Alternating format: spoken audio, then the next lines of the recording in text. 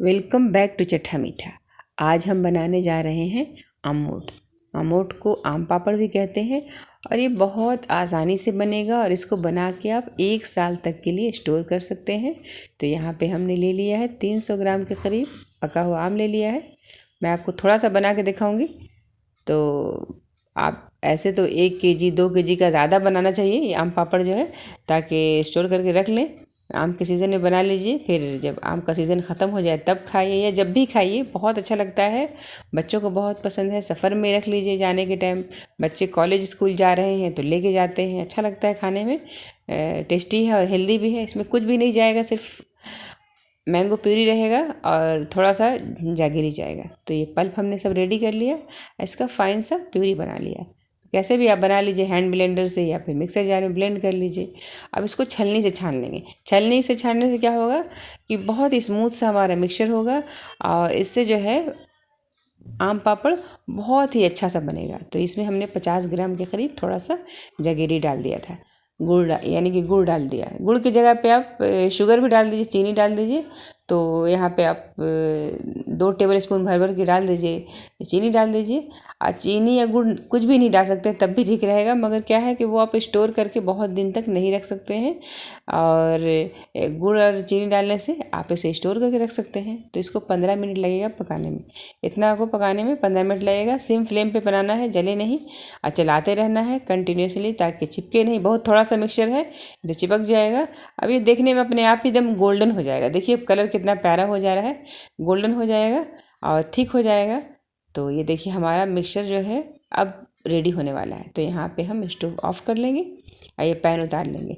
अब यहाँ पे हमने ले लिया है, पॉलीथीन ले लिया है, कोई भी चिकना चीज़ ले लीजिए।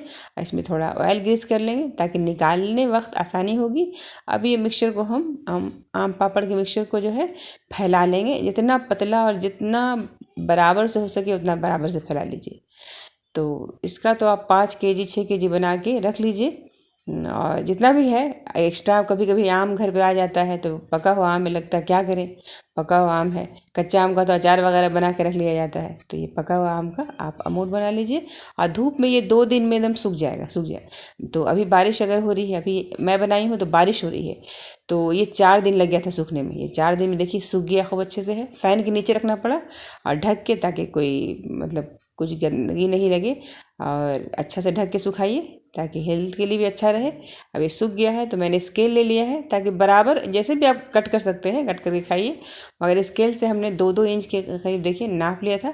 अब एक पीस रख करके दूसरा साइज भी मैं दूसरे साइड भी वैसे ही सेम साइज से कट कर लेंगे ताकि एक पे एक जो है स्लाइस चढ़ाने में आसानी होगी। आप देखिए ऐसे ही एक स्लाइस पे 2 स्लाइस। अब बिल्कुल भी चिपकेगा नहीं क्योंकि सूखा हुआ है और अच्छे से सूख गया है। और आम पापड़ की यही है कि खासियत है कि एक वेग रहता है और चिपक बिल्कुल भी चिपकता नहीं है। अब इसको आप अगर 6 महीने साल भर भी छोड़ दीजिएगा बिल्कुल चिपकेगा नहीं, मगर अच्छे से सूखा होना चाहिए। मैं तो बहुत बहुत बनाती हूँ, ज़्यादा ज़्यादा बना के रख लेती हूँ। बच्चे बहुत शौक़ से खाते हैं। आम के सीज़न जब ख़त्म हो जाए, क्योंकि आम तो सभी को बहुत पसंद है, बच्चों को ख़ास के पसंद है। तो जब आम का सीज़न ख़त्म हो जाए, देखिए कितना खुश रंग हुआ है, कितना प्यारा हुआ है। बिल्कुल लग रहा है बाहर के जैसा, बाज़ार के जैसे लाया ख़रीद के। तो आप ये बना लीजिए आसानी से। और देखिए कितना कम इंग्रेडिएंट्स है, सिर्फ मैंगो है और थोड़ा सा गुड़ या चीनी, आप कुछ भी डाल दीजिए।